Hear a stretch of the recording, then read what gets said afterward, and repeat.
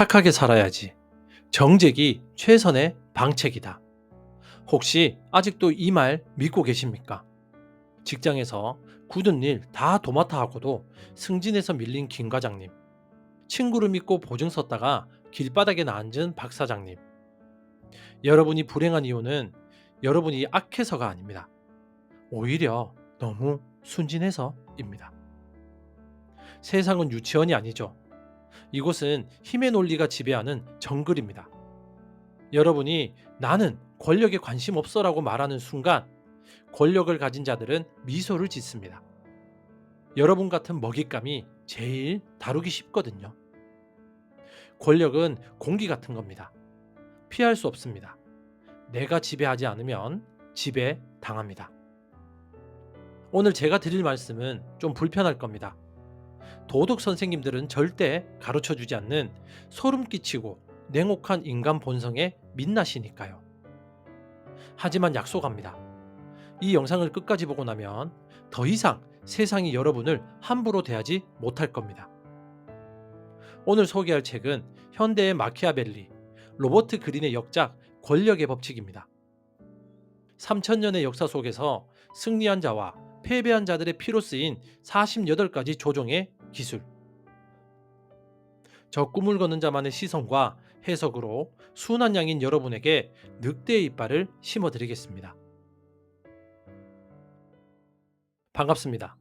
여러분의 꿈속에 들어가 함께 억지로 걷게 만드는 꿈을 걷는 자입니다. 주인보다 더 빛나지 마라. 이 책의 첫 번째 법칙이자 가장 많은 사람들이 어겨서 목이 달아난 법칙입니다. 17세기 프랑스 루이 14세 시절 재무장관이었던 니콜라 푸케의 이야기를 아십니까? 그는 왕에게 충성심을 보여주기 위해 자신의 사비로 역사상 가장 화려한 파티를 열었습니다. 당대 최고의 요리사 바텔이 만든 진수성찬, 그리고 몰리에르의 희극 공연, 밤하늘을 수놓은 불꽃놀이, 왕의 궁전인 루브르보다 더 화려했습니다. 푸케는 생각했죠. 왕이 내 충성심과 능력에 감동하겠지? 결과는 어땠을까요? 파티 다음 날 루이 14세는 푸케를 체포했습니다. 죄목은 횡령이었지만 진짜 이유는 질투였습니다. 자신보다 더 빛나는 신하를 보며 왕은 불안감과 모욕감을 느낀 겁니다. 푸케는 남은 인생 20년을 감옥에서 썩다 죽었습니다. 현대 사회라고 다를까요? 직장에서 상사보다 너무 똑똑한 척 하지 마십시오. 상사의 아이디어보다 더 기발한 아이디어를 내면서 제가 해냈습니다라고 떠들지 마십시오. 상사는 겉으로는 웃지만 속으로는 여러분을 제거할 명분을 찾기 시작할 겁니다. 윗사람을 편하게 해주어라. 그들이 여러분보다 더 똑똑하고 위대해 보이게 만드셔야 됩니다. 여러분의 재능을 숨기고 공을 상사에게 돌리십시오. 부장님의 지도 덕분입니다. 이 한마디가 여러분을 지키는 방패이자 더 높은 곳으로 올려줄 사다리가 될 겁니다. 필요한 말보다 항상 적게 하라. 루이 14세는 태양왕이라 불리며 절대 권력을 휘둘렀습니다. 그의 비결은 무엇이었을까요? 바로 침묵이었습니다. 신하들이 복잡한 국정 현안을 보고하며 열변을 토할 때 그는 딱 한마디만 했습니다. 내가 지켜보겠다. 그리고 침묵했습니다. 신하들은 미칠 지경이었죠. 왕이 무슨 생각을 하는지, 내 보고가 마음에 드는지 알 수가 없었으니까요.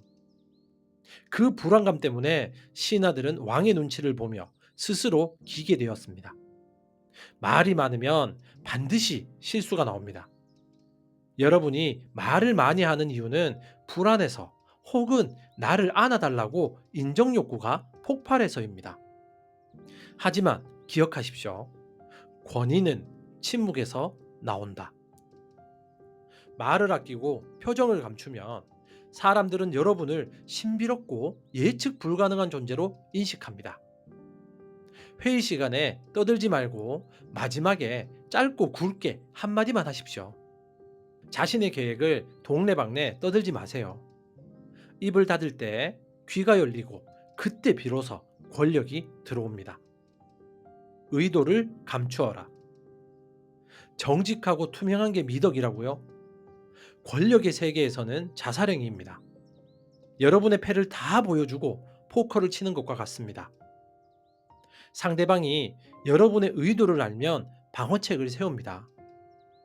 전설적인 전략가들은 연막 작전을 쓰죠. 가짜 목표를 보여주어 적을 헷갈리게 하고 진짜 목적은 짙은 안개 속에 숨깁니다. 비스마르크는 전쟁을 원하지 않는 척 평화주의자 연설을 하고 다녔지만 뒤로는 군대를 키워 기습적으로 통일을 이뤄냈습니다. 여러분이 원하는 게 있다면 절대로 나 이거 원해라고 말하지 마세요. 오히려 관심 없는 척, 다른 것에 관심이 있는 척 하십시오. 연애할 때도 마찬가지입니다. 너 없으면 못 살아라고 매달리면 매력이 떨어집니다. 의도를 알 수 없는 모호함. 그것이 상대를 안달나게 하고 여러분에게 주도권을 쥐어줍니다. 불행하고 불운한 자들을 피하라. 이건 정말 중요합니다. 바이러스만 전염되는 게 아닙니다. 불행도 전염됩니다.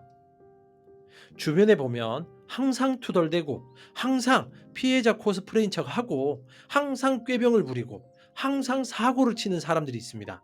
그리고 항상 아주 약하게 부딪혀도 크게 아픈 척을 많이 합니다. 여러분은 그런 착한 마음에 그들을 구해주려고 합니다. 내가 도와주면 달라지겠지? 착각하지 마십시오. 여러분이 그들을 구하는 게 아니라 그들이 여러분을 물귀신처럼 끌고 들어갑니다. 감정 상태는 전염성이 매우 강합니다. 만성적인 불만 세력, 부정적인 사람과 어울리면 여러분의 멘탈도 서서히 썩어 들어갑니다. 로버트 그린은 말합니다. 불행한 자들은 자신의 파괴적인 에너지를 주변에 퍼뜨린다. 그들과 엮이면 죄 없이 함께 처벌받는다. 냉정해지셔야 됩니다. 물에 빠진 사람을 구할 때는 튜브를 던져야지 같이 뛰어들면 둘 다 죽습니다. 스스로 불행을 자초하는 자들을 손절하고 대신 행복하고 운이 좋은 사람들과 어울리셔야 됩니다. 그게 여러분의 영혼을 지키는 유일한 길입니다. 친구를 너무 믿지 말고 적을 이용하라. 우리는 친구를 믿고 적을 배척하죠. 하지만 권력의 법칙은 정반대를 말합니다. 친구는 질투하기 쉽고 배신하기 쉽다. 오히려 친구가 더 위험하다고 말하죠. 가까운 사이일수록 섭섭함을 잘 느끼고 여러분이 성공했을 때 가장 먼저 시기하는 게 친구입니다. 친구를 고용하지 마십시오. 공과 사가 섞여서 일도 망치고 우정도 잃게 됩니다. 반면 옛 원수를 고용하면 어떨까요? 그는 여러분에게 자신의 충성심을 증명해야 하기 때문에 친구보다 더 열심히 일합니다. 링컨 대통령은 자신을 긴팔 원숭이라고 모욕했던 스탠턴을 국방부 장관으로 임명했습니다. 친구들은 반대했죠. 하지만 스탠턴은 링컨의 가장 충성스러운 부하가 되어 남북 전쟁을 승리로 이끌었습니다. 칼날을 쥐면 베이지만 칼자루를 쥐면 무기가 된다. 적을 없애는 가장 좋은 방법은 그를 내 편으로 만들어 써먹는 것입니다. 감정을 썩지 말고 이익으로 묶으십시오. 적을 완전히 박살내라. 너무 잔인한가요? 하지만 역사는 증명합니다. 불씨를 남겨두면 결국 산불이 된다. 한니발은 로마를 멸망시킬 기회가 있었지만 자비를 베풀어 멈추었습니다. 그 결과 로마는 다시 힘을 길러 카르타고를 지도에서 지워버렸습니다. 반면 중국의 측천무후는 정적을 제거할 때 그 일가 친척까지 멸문지화시켰습니다. 잔혹했지만 그녀의 통치 기간은 반란이 없었습니다. 현대 사회에서 사람을 죽이라는 게 아닙니다.